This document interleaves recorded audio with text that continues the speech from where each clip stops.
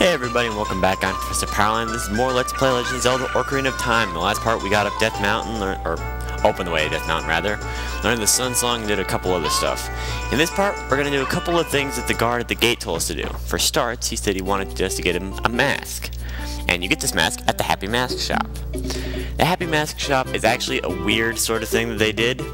What you do is you buy these masks, and you'll sell them to certain people. And depending on the person you sell them to, you'll either get a profit from it, or be out a little bit of money. But since the people you sell them to are pre-assigned, the money you make is preset as well. But anyway, the first one of which is the Keaton mask.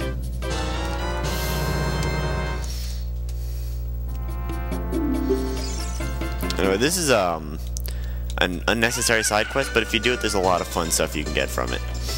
The other thing he told us to do is equip a proper shield. And by proper shield, he means something that costs 80 bucks. That guy is ugly. And here we have the Hyrule Shield. The coolest freaking looking shield in the entire world. Anyway. But he will give you a discount on it from the guy at the gate, which is pretty nice. But this is actually pretty useless because you can't wield it and your sword at the same time. If you do, you'll just wind up doing this weird crouching thing, and it's just not very effective.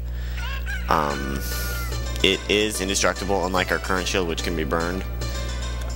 So it's got that going for it, but it's just really not worth the trouble. Or it is worth the trouble, but it's not. You're better off just using your wooden shield. It's highly more effective in combat. Anyway, having done that, we can now go back to Death Mountain. On our way there, I should mention that I'm a little upset with myself right now. I've only got 9 golden scatolas in the 10 episodes I've done of this so far, and I really don't want this to be a 100 part Let's Play, so I'm probably gonna have to step my game up on that. You're upsetting. Please get up here before. Dang it! Okay, don't like being wandering around in the dark, so real quick, like, play the Sun Song that we had in the last part. Like I said, super useful.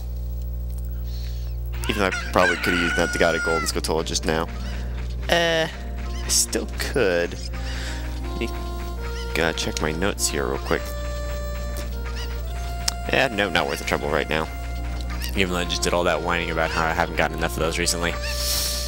Just goes to show you I'm lazy. Anyway, having done all that, we now come back up to the guard.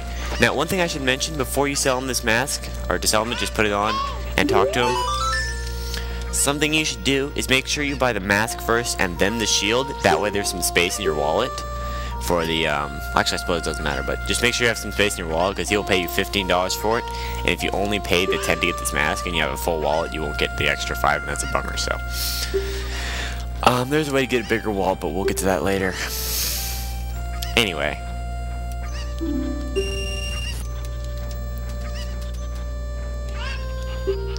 So we got a little profit from that. Anyway, and you can see he's so happy that he got that mask for his son that he's now wearing it himself. What a good man. And with that, it's finally time to go up the Death Mountain Trail, my least favorite trail in this game. Just because the enemies on here are kind of jerkish to fight. Here we have Death Mountain Trail, just like I said 5 seconds ago. There's a couple of gold scatolas here, but I actually can't get them until I get a new weapon, so yeah. Here we have a new enemy, another one that I can't pronounce. Like Red Textile or something like that, I'm just gonna call them that. They're sort of a pain to fight because they jump at you, and if you don't do the right slash, they'll pretty much kill you, so. I'm just going to ignore them because there's not a lot of time to get up this, and I want to do some other stuff, so.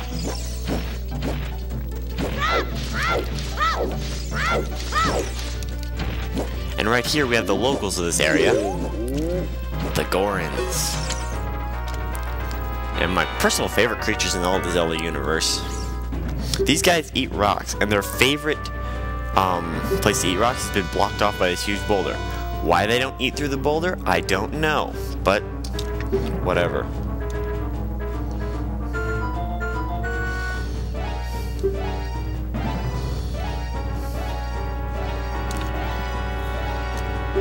And there's another reference to Ganondorf.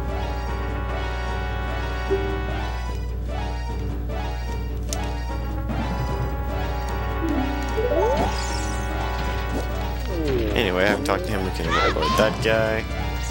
Shut up, Navi.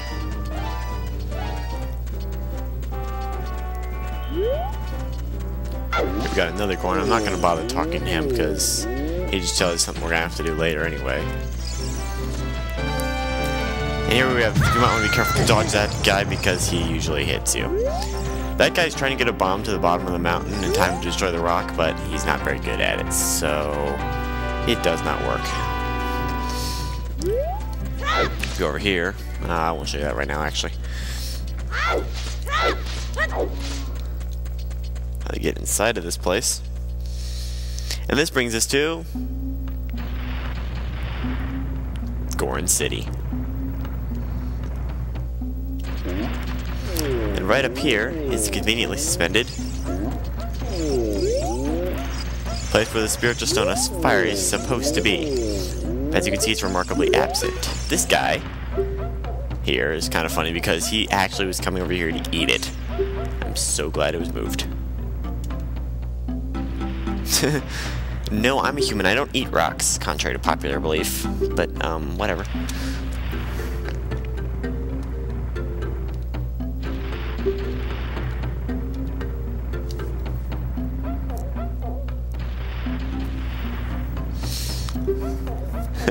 He snuck out here, but forgot to leave.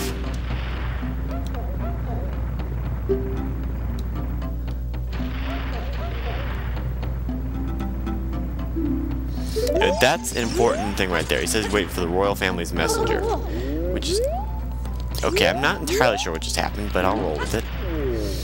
So what you gotta do here is go down here to where this place is and simply play Zelda's Lullaby.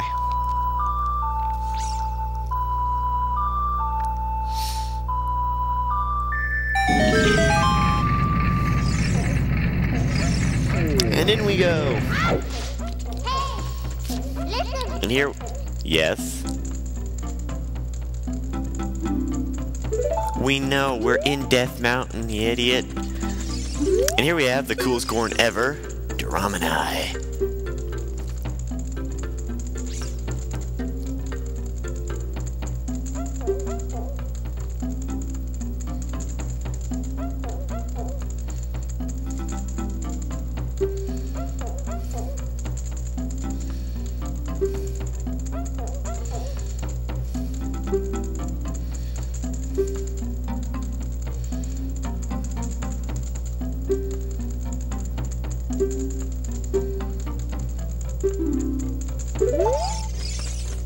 You know, what he's saying there is the Donji goes inside the cavern have kept them from eating their rocks, and because they haven't grown enough bombs, somehow, they can't fight back.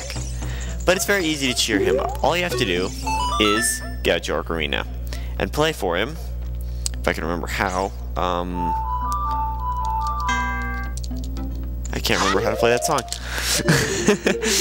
That wasn't good at all. Let me just double check that real quick. There we go. Sarah's song. That's better. Play him Sarah's song and we get the funniest cutscene in the game. Or one of them anyway. This cracked me up so much the first time I watched it. Don't you just love his dancing? I mean, look at the guy who's rocking out, just having the time of his life right there. He's got some weird dance moves. I mean, he dances almost as bad as I do. I'd say he dances worse, but I don't know really anyone who dances worse than I do, so... But still, I mean, look at him, he's enjoying himself. He's having the time of his life right there. So proud of this guy. Totally forgotten that his people are starving.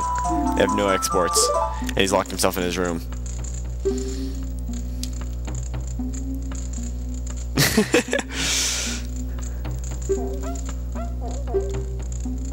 We know. You already introduced yourself.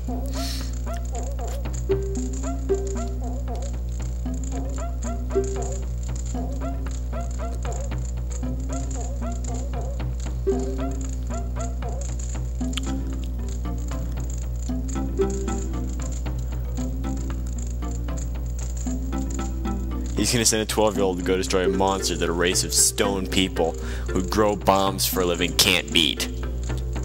Sure, let's do it. I'm totally down for this.